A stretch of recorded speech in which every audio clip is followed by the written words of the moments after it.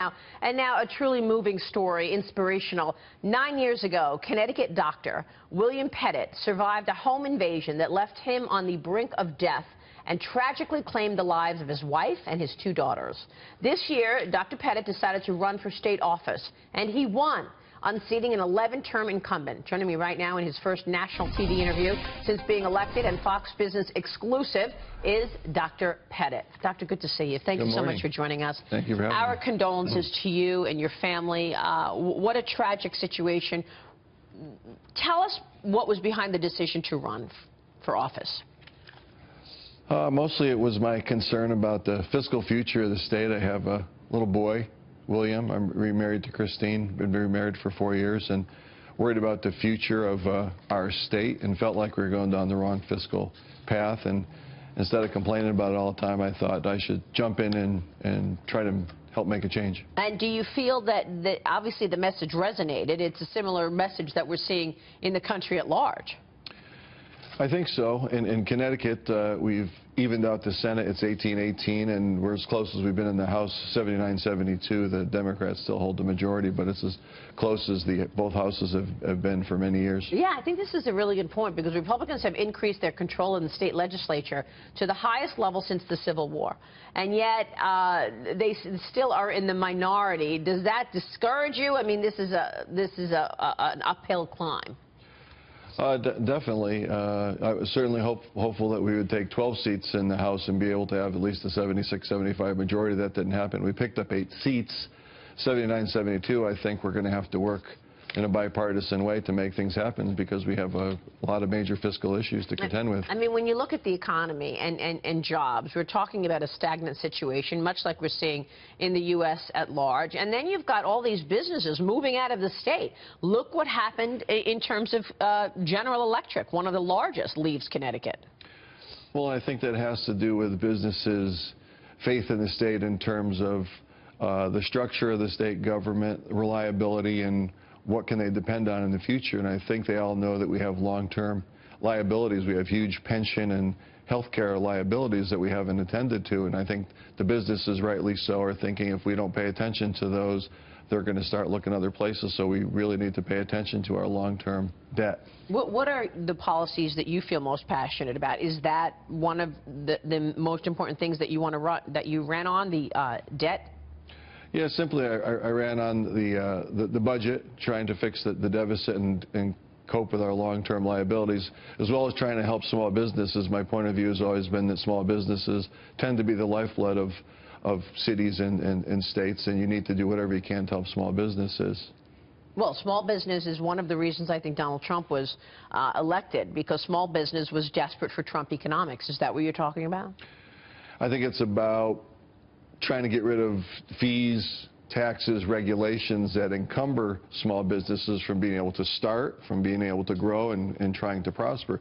We in 1992 passed by an 81 to 19% margin a constitutional spending cap, and have yet never implemented it in 25 years. And I think that'll be a big first step to try to really have a constitutional spending cap. Every time we speak with business managers on this program, they talk about the regulations really hampering their ability to grow and their ability to actually hire more people. That includes Obamacare. You're a medical doctor. Tell us about the impact of the Affordable Care Act. I think for a lot of people it's been very, very difficult. I think part of it is part and parcel of modern medicine. That's the electronic medical records. I think most people, when they see their physicians, they want to be able to sit across from him or her and look in people's eyes and talk eye to eye, as opposed to have someone with their head down typing on a computer. I think that's a little part of it. Obviously, we may need more competition between states in terms of insurances, because we've seen what's happened with deductibles and people's policy premiums, which have gone up a great deal in the last couple of years. So what can you do to address that? I don't know if there's a lot we can do at the state level. I think it's mostly federal. Certainly, I am part of the Connecticut State Medical Society, and we've fought against both of the mergers that you've shown in some of your previous stories, because we're afraid that some of the mergers of the big insurance companies lead to less competition and lead to problems with network adequacy. The availability of people to be able to access the physicians they want to access. Yeah, I think this is a great point, because a lot of the insurance companies, they're trying to merge, and it probably only makes it worse for the people who are paying the insurance, because it's more dominant. Definitely. I mean, if you have a relationship with someone for 5 or 10 or 20 years and a network gets narrowed and someone gets pushed out and you have to choose, you know, that's a very difficult thing when you've been dealing with a chronic GI condition or diabetes or a heart condition and you have to change. So I think you know, just like when I ran for office, we said people before politics. I think in terms of medicine, it's got to be patient care before insurance. You know, you got to put the patient in the center of the circle and aim changes that you make to try to help the patient, so work from the inside out as opposed to the outside in. What do you want to see from the Trump administration in terms of its approach toward the states? What do you need to see from the federal government? Certainly, I'm sure that most states would want to see as much federal money as they can, especially Connecticut, given the problems that we've run into. I know he's got some issues with the Department of Education, and I've always felt that education was best handled at the local level. I think we have excellent, well-trained people at the local and state level to be able to run the education, so I'm not sure that we need a lot of oversight from the federal government in terms of our educational system. And he has said a number of times for a handful of issues, leave it to the states. You know, we've looked at that in terms of education. He's also looked at that in terms of minimum wage. Let the state decide on these things.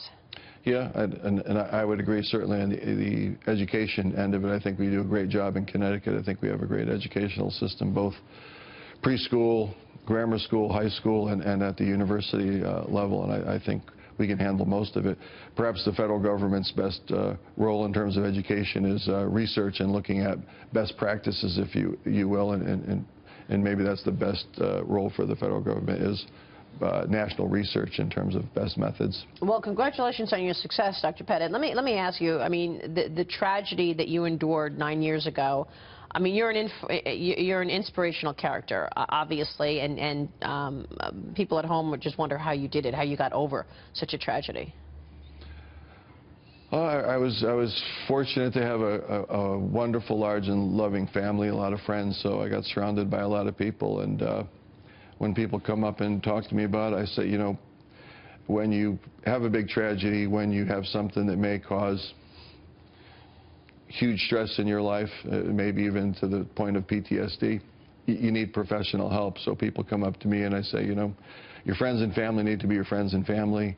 You need professional help. You need to avail yourself of proper care in terms of psychologists, psychiatrists, et cetera, because you can't have your friends and families be your professional caretakers. They need to be your friends and families, and they can't be your doctors. So you really need to get the therapy that you need. There's a lot of techniques, cognitive behavioral techniques, that are very helpful to people. But again, I was fortunate. I know it's difficult for many people who are not surrounded by large groups of people.